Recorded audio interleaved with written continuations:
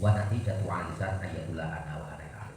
Ini sudah pernah kita sebutkan sedikit bahwa yang namanya ujub atau menganggap hebat diri sendiri itu merupakan sebuah penyakit yang sangat sulit untuk disembuhkan. Ada itu kata Imam Ghazali.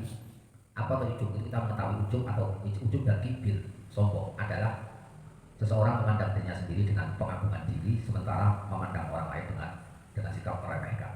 Ini ujub dan takabur.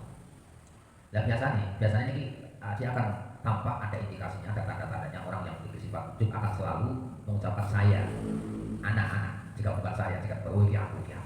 Jadi tanda orang tersebut membanggakan dirinya sendiri.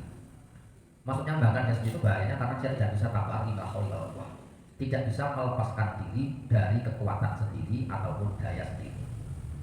Padahal kita telah dilatih oleh Allah, dilatih agar kita jangan pernah merasa memiliki kekuatan sendiri. Tanpa ada pertolongan Allah kita tidak bisa berbuat apa-apa. Bahkan kita tanpa pertolongan teman kita dan pertolongan tetangga kita, tanpa pertolongan guru kita pun kita tidak bisa berbuat apa-apa, apalagi ketika tanpa pertolongan Allah. Sehingga bahasa la haula wala quwwata illa billah ini dalam rangka melatih kita mengembalikan tauhid. Kita bertauhid kepada Allah bahwa yang memiliki kekuatan, yang memiliki kemampuan secara mutlak itu adalah Allah Subhanahu wa taala. Karena apa yang diciptakan oleh kekuatan kita untuk melakukan taat ini bahasa makna yang diungkap oleh para ulama, la haula wala quwwata illa billah itu maknanya tidak ada kemampuan untuk melakukan taat dan kekuatan, tidak ada kekuatan untuk menghindar dari maksiat kecuali atas pertolongan Allah. Nah, ini kita harus sampaikan bahwa sholat kita itu kekuatan pertolongan Allah. Ibadah kita pertolongan Allah, puasa kita pertolongan Allah, kita diberi hati longgar untuk memberikan sesuatu kepada orang yang membutuhkan, itu juga termasuk pertolongan Allah. Karena ini milik Allah, maka tidak logis ketika kita membanggakan sesuatu yang bukan milik kita. Belum itu Gusti Allah tidak boleh budi ngomong. Sing duwe kemampuan kecerdasan itu sing maringi Gusti Allah. Awal itu dibanding kekuatan atau ibadah kata itu paling Gusti Allah. Sehingga ketika kita diberi kelebihan oleh Allah yang lebih daripada rata-rata orang melakukan ibadah, itu bukan karena kehebatan kita, saking hebatnya Allah atau saking murahnya Allah kepada kita. Oleh karena itu, kenapa ketika kita dipuji oleh orang lain, maka pertama yang kita lihat adalah kita membaca alhamdulillah. Artinya apa? Kita mengembalikan bahwa semua yang muncul di dalam diri saya itu dari Allah Subhanahu wa taala, sehingga Allah yang paling berhak untuk mendapatkan pujian. Tidak ada bahasa ini cuma saya yang prakteknya yang kita lihat. Orang bahasa alhamdulillah itu justru untuk mengukuhkan dirinya sendiri. Wah, dan kalau paling utama alhamdulillah. Tapi dia maknanya itu kadang-kadang di hatinya dia sebut alhamdulillah. Itu adalah segala puji bagi saya. Itu namanya penyekutuan kita. Kita menyebutkan alhamdulillah kok itu bahasa untuk mengakukan diri kita sendiri kan sekali itu artinya bahwa kita membaca alhamdulillah hanya di lisan tidak sampai ke hati kita. Nah, jadi hati itu penyakit ujung itu sudah punya peluang yang sama dengan riya, artinya dapat menghancurkan pahala amal kita. Terus masa nama pira-pira, ujung itu sudah dilakoni dalam kondisi kita tidak dilihat oleh orang lain. Kita malam-malam sholat mungkin bisa sholat rakaat atau sholat witir begini. Terus akhirnya kita punya perasaan bangga, ya Allah, hebat saya dapat melakukan sholat di atas rata-rata orang. Wong pikiran paling betul bentuk bakal secara kapal bakal secara pikiran. Lu aku timah itu bisa nanti sholat rakaat. Ketika dia bangga itu berarti terjebak. Artinya bahwa apa yang telah diberikan oleh Allah itu tidak bisa dia tangkap semestinya, tapi justru malah menjadikan dia menjadi orang yang sombong. Ini bahaya gitu. Makanya kita koreksi itu sering kita koreksi Allah bahwa apa yang kita nikmati baik yang merupakan nikmat rohaniah ataupun nikmat jasmaniah itu semuanya adalah bersumber dari Allah Subhanahu wa taala. Jika ini kemarin kurang kita dikasih biar tidak takabur karena biasanya efeknya ketika kita bangga meskipun tidak kita sampaikan kepada orang lain tapi efek lama-lama kita akan muncul kesombongan. Pertama kita hanya wujud pada diri kita sendiri toh kita tidak meremehkan orang lain itu namanya kan wujud. Terus senang aku hebat kenapa? Meskipun kita tidak meremehkan orang lain bukan berarti orang lain tidak hebat dia juga mengaku kehebatan orang lain tapi dia mengaku dirinya hebat itu wujud. Nah ditambahi wes ngaku ke awak itu sekaligus meremehkan temannya itu tidak hanya sekedar wujud tapi wujud plus takabur itu takabur. Nah ini bahaya.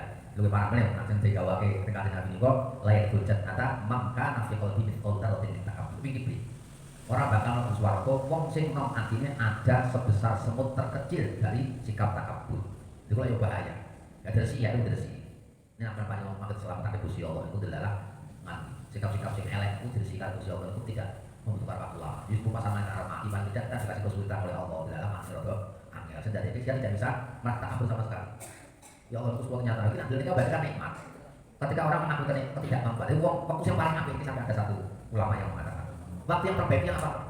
Katanya waktu terbaik adalah waktu di mana kita dapat menangkap tentang jati diri kita. Maksudnya jati diri kita seorang hamba yang bukan orang lain, membutuhkan Allah Subhanahu wa taala. Ketika kita mengaku tentang kebutuhan kita kepada Allah, tentang lemahnya kita, itu adalah waktu terbaik bagi diri kita. Kondisi terbaik pada diri kita dan kondisi di mana kita kenal terhadap kelemahan kita sendiri.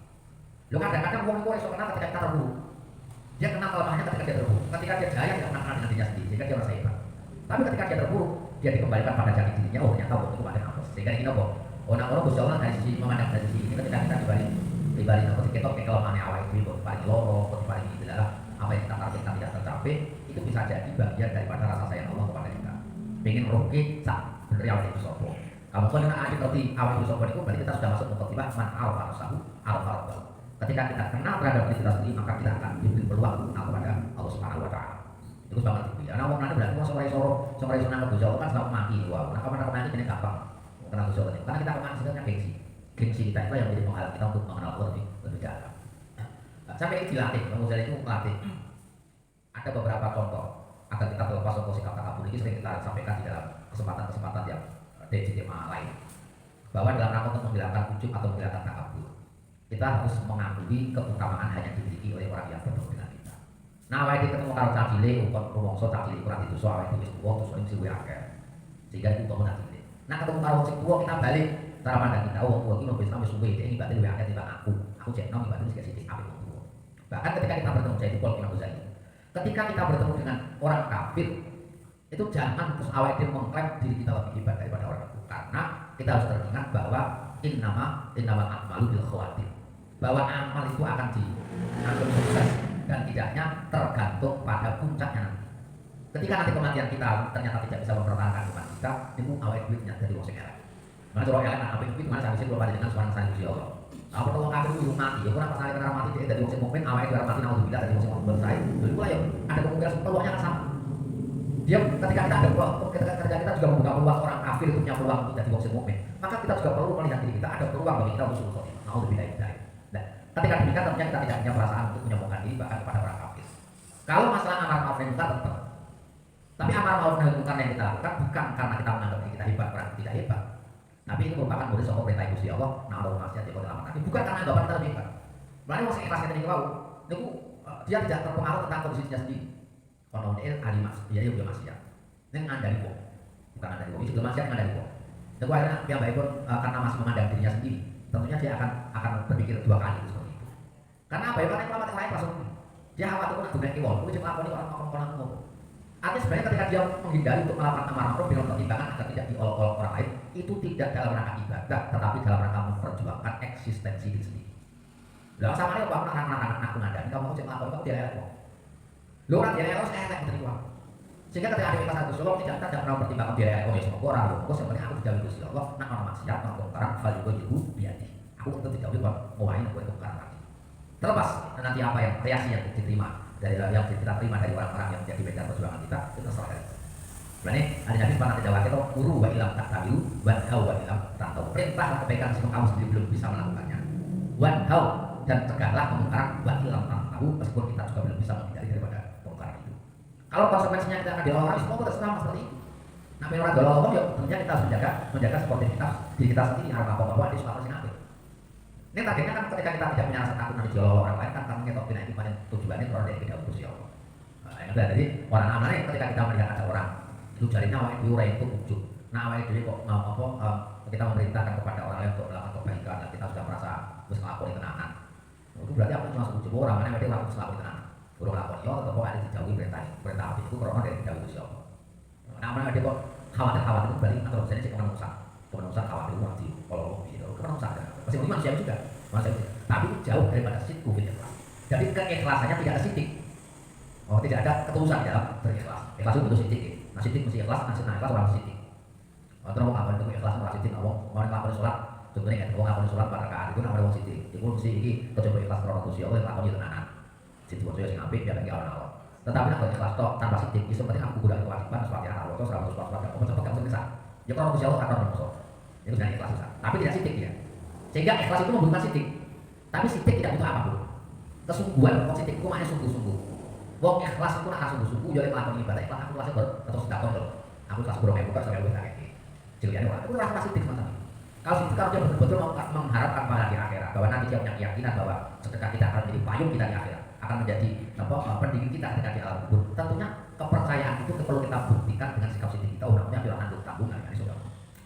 Tengok tadi, orang kan mana salah bahasa, yo sidik apa seperti ikhlas, yo dituntut mau ikhlas itu dituntut sidik nanti ya. Aku jadi kan yo ikhlas penting dan uang kurang cukup ikhlas, tetap membutuhkan sidik. Mau jadi arbang masjid urut borongnya gue, lalu ikhlas orang yang perlu aku. Berarti tidak ada betul. Maka perlu kita sosialisasikan. Meskipun kita sudah ikhlas, kita harus sedih. Buktikan bahwa kita sebagai orang mukmin, betul-betul sebagai orang mukmin. Nah, ini kan butuh pengorbanan akhir. Sedih itu butuh pengorbanan.